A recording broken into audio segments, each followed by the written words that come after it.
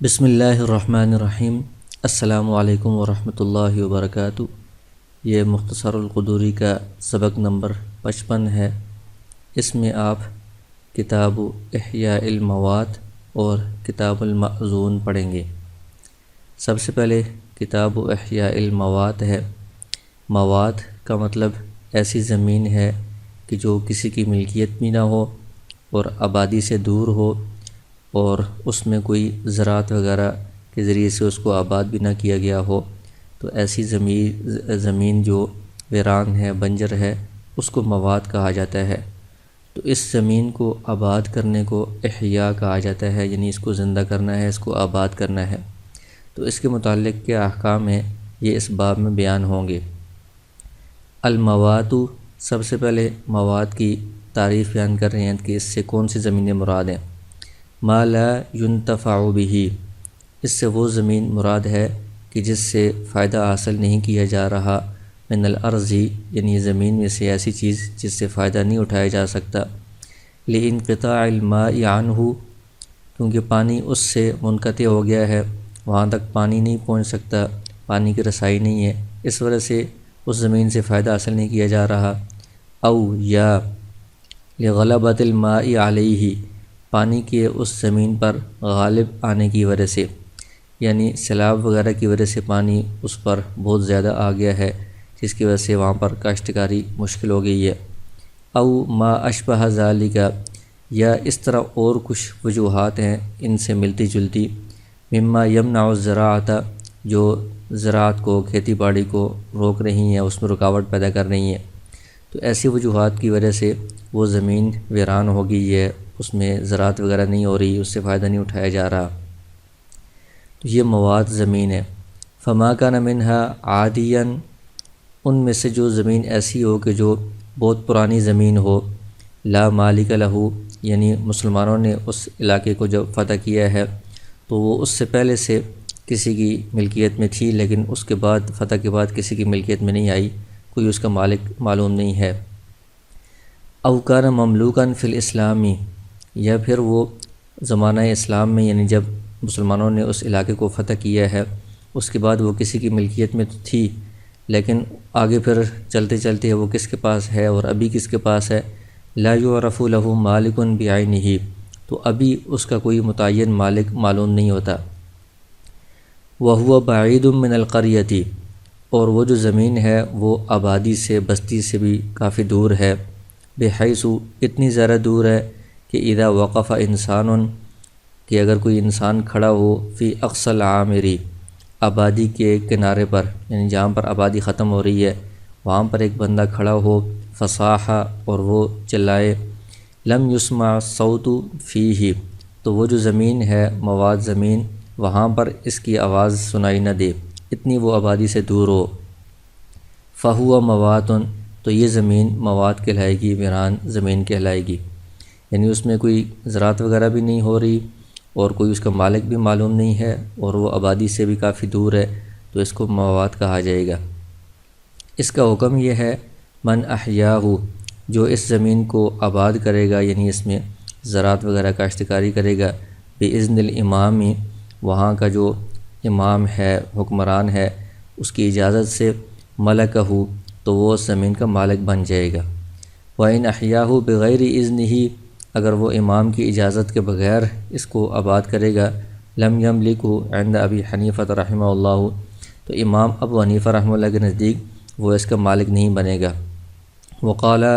صاحبان حضرات فرماتے ہیں، یملکہ، اجازت کے بغیر بھی اگر اس نے زمین کو آباد کر لیا تو وہ مالک بن جائے گا۔ صاحبان حضرات یہ فرماتے ہیں کہ ملکیت کی جو وجہ ہے، سبب ہے، وہ آباد کرنا ہے، تو اس نے آباد کر دیا ہے تو بس یہ مالک بن جائے گا۔ امام صاحب فرماتے ہیں کہ نہیں، صرف آباد کرنا نہیں ہے، بلکہ امام کی اجازت بھی اس میں ضروری ہے، کیونکہ جو ایسی چیزیں جو کسی خاص بندے کی ملکیت میں نہیں ہیں، اس کے اوپر امام کا یا حاکم کا تصرف ہوتا ہے، تو وہ اپنی صوابدید کے مطابق اس کے اوپر فیصلہ کرتا ہے۔ وَيَمْلِكُهُ الذِّمِّيُّ بِالْإِحْيَاءِ، کہتے ہیں کہ جو ذمی، یعنی جو کافر مسلمانوں کے ملک میں رہ رہے ہیں، تو وہ بھی اس زمین کو آباد کر کے اس کا مالک بن سکتا ہے، کما یملکہ المسلم، جس طرح کہ مسلمان اس کا مالک بن سکتا ہے۔ کیونکہ ذمیوں نے جو عہد کیا ہوا ہے وہ ہمارے ساتھ رہ رہے ہیں، تو وہ سارے ہمارے معاملات کے اندر ہماری طرح ہی ہیں، مسلمانوں کی طرح ہی ہیں، تو ان کے لیے بھی یہی حق ہوگا کہ وہ زمین کو آباد کر کے مالک بن سکتے ہیں۔ ومن حجر ارضاً، کہتے ہیں کہ ایک بندے نے زمین کے اوپر پتھروں کے ذریعے سے نشانات لگا لیے۔ حجر کا مطلب ہوتا ہے پتھر رکھنا یا پتھروں سے نشان لگانا۔ ولم یعمرھا، نشان لگا کر اس نے گویا کہ اپنے قبضے کا تاثر دیا کہ میرا اس پر قبضہ ہے، یہ میرے کنٹرول میں ہے، لیکن اس نے اس کو آباد نہیں کیا۔ 3 سنین، 3 سال تک۔ اخذھا الامام منہ، تو 3 سال کے بعد امام اس سے وہ زمین لے لے گا، ودفعھا الی غیرہ، اور وہ کسی اور کو دے دے گا جو اس کو آباد کرے۔ ولا یجوز احیاء ما قرب من العامر، کہتے ہیں کہ اس زمین کو آباد کرنا یا زندہ کرنا یا اس کو آباد کر کے مالک بننا جائز نہیں ہے جو آبادی کے قریب ہو۔ آبادی کے قریب جو زمینیں ہیں جو ویران پڑی ہوئی ہیں یا ان کا کوئی مالک نہیں ہے، ان کو آباد کرنے سے بندہ مالک نہیں بنے گا۔ وَيُتْرَكُ، ان کو چھوڑ دیا جائے گا، مرعاً، چراگاہ کے طور پر، لِأَهْلِ الْقَرْيَةِ، بستی والوں کے لیے، یعنی جو بستی والوں کے جانور وغیرہ ہیں وہ یہاں پر چریں گے، اس کے لیے زمین کو خالی چھوڑ دیا جائے گا۔ وَمَطْرَحًا، اور اس کو ڈالنے کی، رکھنے کی جگہ بنایا جائے گا، لِحَصَائِدِهِمْ، بستی والوں کی جو کٹی ہوئی کھیتیاں ہیں، تو کٹی ہوئی کھیتیاں وہ اس جگہ پر رکھیں گے خشک کرنے کے لیے یا اور کسی بھی مقصد کے لیے، تو اس کے لیے آبادی والوں کے استعمال کے لیے یہ جگہ چھوڑ دی جائے گی۔ ومن حفر بئرا فی بریۃ، آگے کہتے ہیں کہ کسی بندے نے کنواں کھودا ہے کسی ویران جگہ میں، یعنی ایسی مواد جگہ ہے جو کسی کی ملکیت میں نہیں ہے، وہاں پر اس نے کنواں کھودا ہے، فلہ حریمھا، تو کنویں کے چاروں طرف آس پاس کچھ جگہ اس کو حاصل ہوگی، وہ اس کنویں کے متعلق ہوگی، اس کے اندر کوئی اور بندہ کنواں نہیں کھود سکتا یا کوئی اور تصرف نہیں کر سکتا۔ اس کی وجہ یہ ہے کہ کنویں کے اندر پانی سائڈوں سے آ رہا ہوتا ہے مختلف اطراف سے، تو اس کے بالکل قریب دوسرا کنواں اگر کوئی بندہ کھودے گا تو اس کا پانی اس کی طرف چلا جائے گا، اس کا نقصان ہوگا، یا اس کنویں کے اوپر جو جانور وغیرہ آئیں گے ان کی وجہ سے گندگی اس کے کنویں میں بھی آنے کا خدشہ ہوگا، تو اس لیے اس کے جس نے پہلے کنواں کھودا ہے اطراف میں کچھ جگہ حریم کے طور پر اس کو ملے گی، اس میں کوئی دوسرا بندہ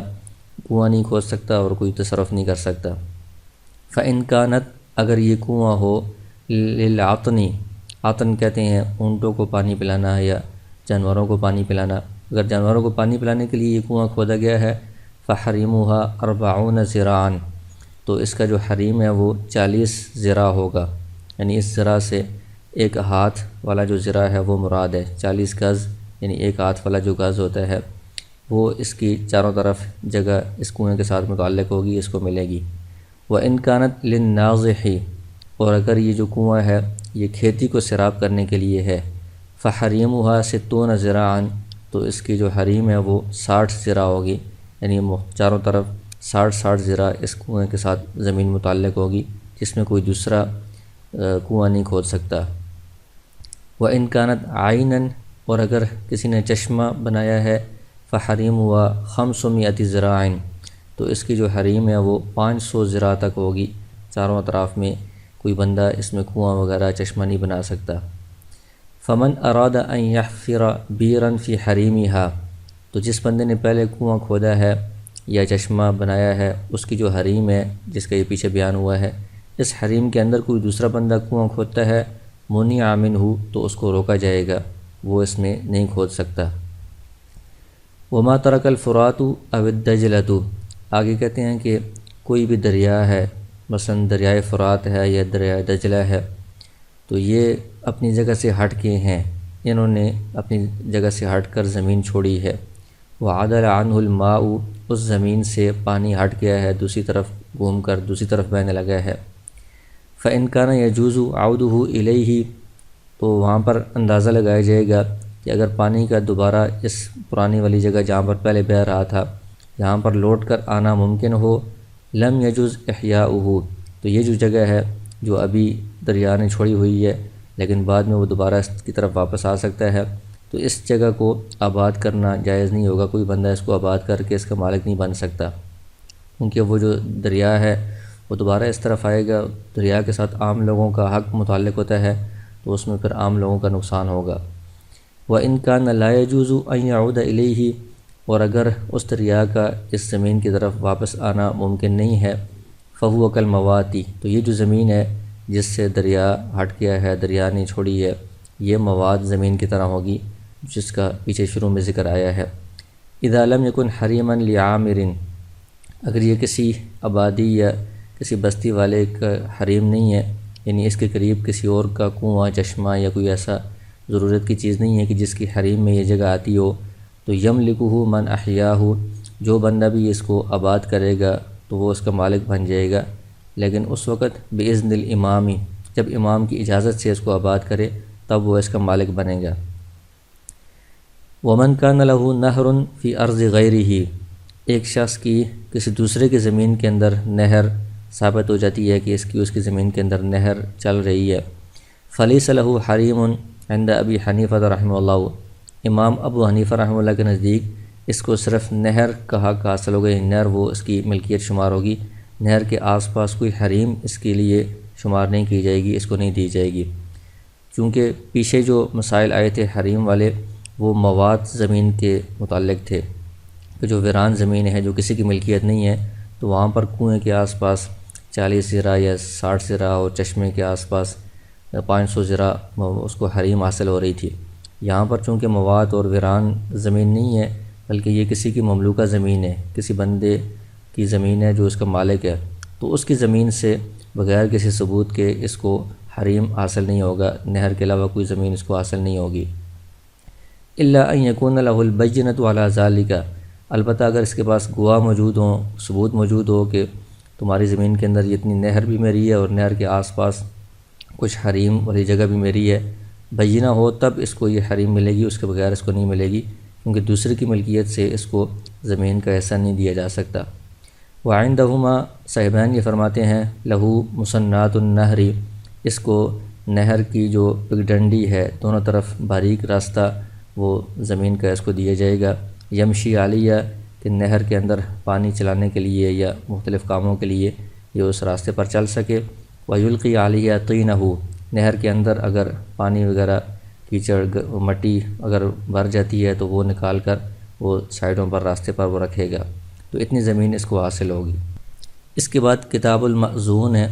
مأذون کا مطلب ہوتا ہے کہ جس کو اجازت دی گئی ہو، یہ اس میں مفعول کا صیغہ ہے، اجازت دیا گیا، تو اس سے مراد یہ ہے کہ ایک جو غلام ہوتا ہے، غلام کو عام تجارت کرنے کی، خرید و فروخت کرنے کی اجازت نہیں ہوتی، جب آقا اس کو اجازت دے دے تو اس کو عبد مأذون کہا جاتا ہے، یعنی ویسے وہ عبد محجور ہوتا ہے، حجر کہتے ہیں روکنا، تو جب اس کو اجازت مل جائے تجارت کی، خرید و فروخت کی، تو وہ عبد مأذون ہوتا ہے۔ اسی طرح جو چھوٹا بچہ ہے اس کو بھی عام تجارت وغیرہ کی اجازت نہیں ہوتی، اگر ولی اس کا جو سرپرست ہے وہ اس بچے کو اجازت دے دے تو اس کو صبی مأذون کہا جاتا ہے، کہ ایسا بچہ ہے جس کو تجارت کی، خرید و فروخت کی اجازت ہے۔ تو ان کے غلام جو معذون ہو، بچہ جو معذون ہو، ان کے احکام اس باب میں بیان کریں گے۔ فرماتے ہیں اذا اذن المولا لعبدہ، جب مولا اپنے غلام کو اجازت دے دے، اذنا عاما، عام اجازت کہ تم کوئی بھی خرید و فروخت تجارت وغیرہ کر سکتے ہو، جاز تصرفہ فی سائر تجاراتی، تو اس کا جتنی بھی تجارتیں ہیں، مختلف انواع ہیں، اقسام ہیں، ان سب کے اندر اس کا تصرف کرنا، کام کاج کرنا یہ جائز ہوگا۔ وَلَهُ أَن يَشْتَرِيَ، اس کو یہ حق حاصل ہے غلام کو کہ وہ خرید بھی سکتا ہے، وَيَبِيعَ، کوئی چیز بیچ بھی سکتا ہے، وَيُرْهِنَ، اور رہن بھی رکھوا سکتا ہے، یعنی اپنی کوئی چیز دوسرے کے پاس رہن رکھوائے، وَيَسْتَرْهِنَ، اور وہ دوسرے کی چیز اپنے پاس بھی رہن کے طور پر رکھ سکتا ہے، کیونکہ یہ ساری چیزیں بیع کے متعلقات میں سے ہوتی ہیں۔ تجارت کے اندر قرض بھی ہوتا ہے، لین دین میں پھر رہن وغیرہ رکھنا پڑتا ہے، رکھوانا پڑتا ہے، تو یہ ساری چیزیں تجارت کے متعلقات میں سے ہیں، ان کی اس کو اجازت ہوگی۔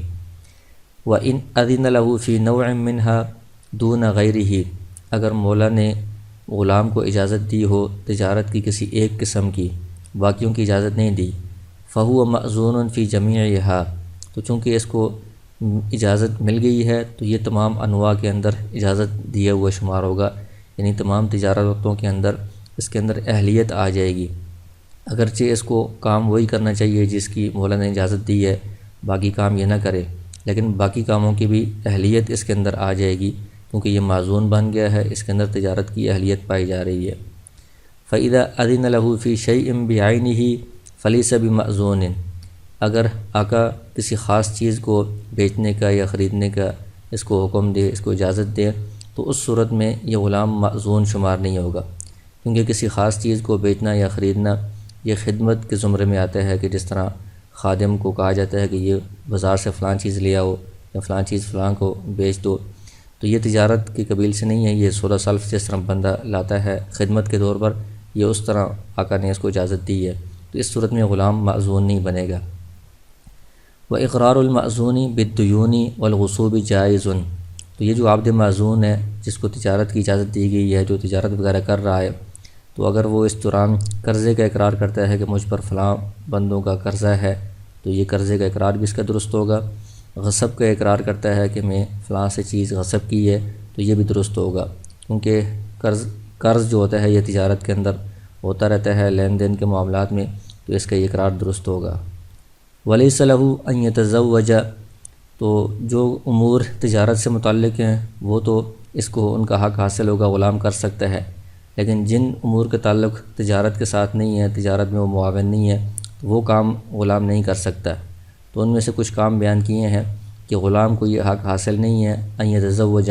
کہ وہ خود شادی کرے، کیونکہ اس کا تجارت کے ساتھ تعلق نہیں ہے۔ ولا ان یزوج ممالکہ، غلام نے تجارت کے لیے آگے اور غلام خریدے ہوئے ہیں تو ان غلاموں کو یہ شادی نہیں کروا سکتا۔ ولا یکاتب،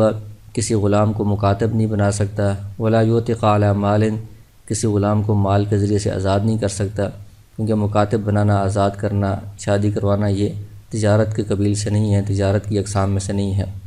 ولا یہب بعوض ولا بغیر عوض، کوئی چیز ہبہ نہیں کر سکتا، عوض کے ساتھ بھی بغیر عوض کے بھی۔ بغیر عوض کے تو اس لیے کہ یہ آقا کا مال ہوتا ہے، یہ کسی دوسرے کو بغیر عوض کے دینا اس میں تو مولا کا نقصان ہے۔ عوض کے ساتھ بھی اس لیے کہ شروع میں اس کے اندر بھی مفت والا معنی یہ پایا جاتا ہے، کوئی چیز ہبہ کی جا رہی ہے، بعد میں عوض ملتا ہے، اور بعض اوقات عوض کم بھی ہوتا ہے، اس میں بھی نقصان کا خدشہ ہوتا ہے۔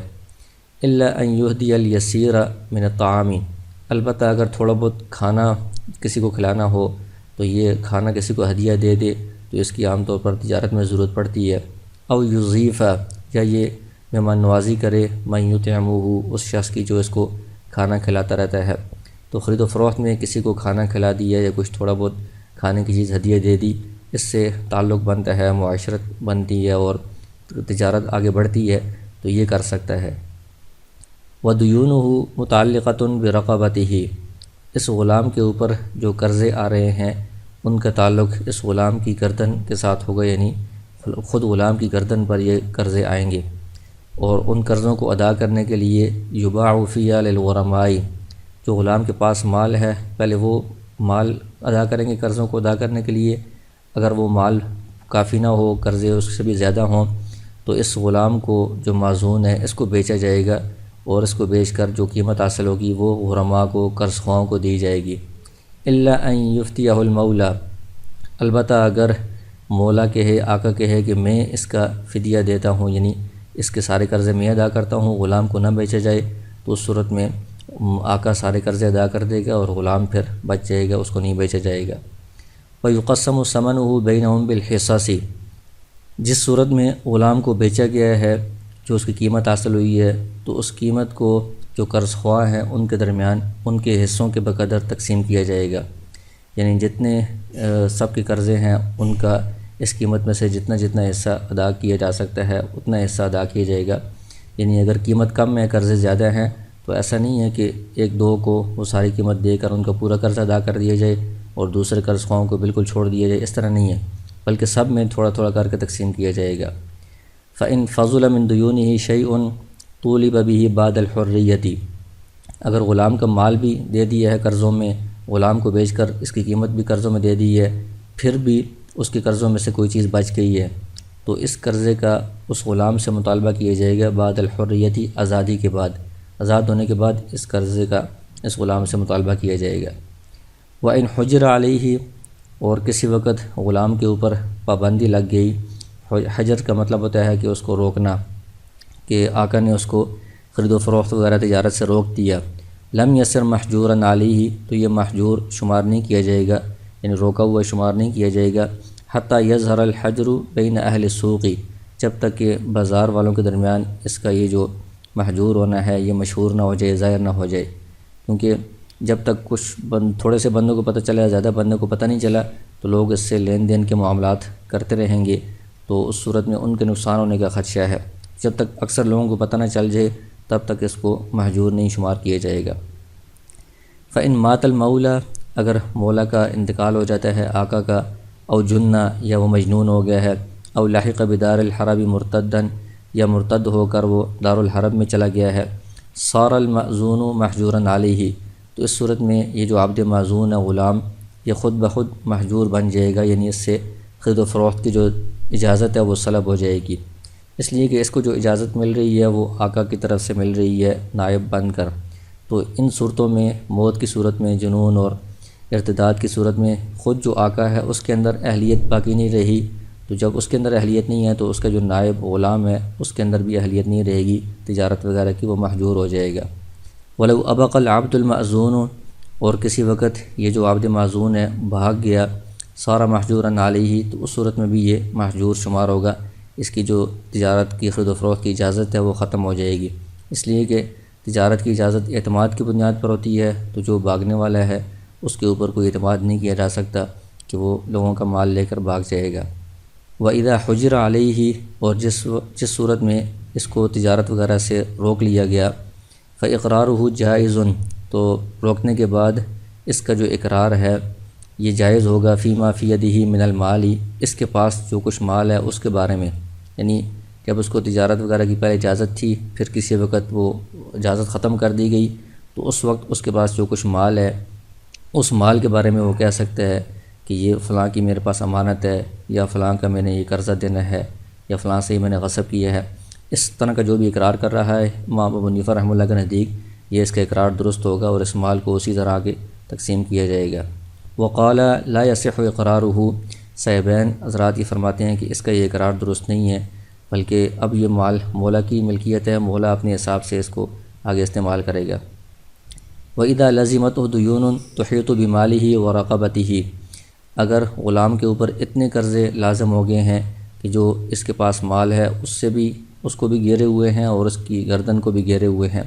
یعنی اس کے مال اور اس کی جو اپنی قیمت ہے ان دونوں سے زیادہ قرضہ اس کے اوپر لازم ہو گیا ہے۔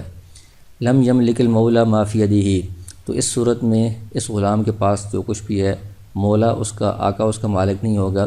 بلکہ وہ جو قرض خواہ ہیں جن کے قرضے اس کے اوپر لازم ہے وہ اس کے مالک شمار ہوں گے۔ فَإِنْ أَعْتَقَ عَبِيدَهُ لَمْ تُعْتَقْ عِنْدَ أَبِي حَنِيفَةَ رحمہ اللہ، اس صورت میں اگر آقا اس غلام کے جو آگے غلام ہے جو اس نے تجارت کے اندر خریدے ہوئے ہیں ان کو اگر آقا آزاد کرتا ہے تو وہ آزاد نہیں ہوں گے، کیونکہ اس غلام کا جو آگے مال ہے اس مال کے اندر مولا کا حق حاصل نہیں ہے، اس کی ملکیت نہیں ہے، وہ ان کو آزاد نہیں کر سکتا۔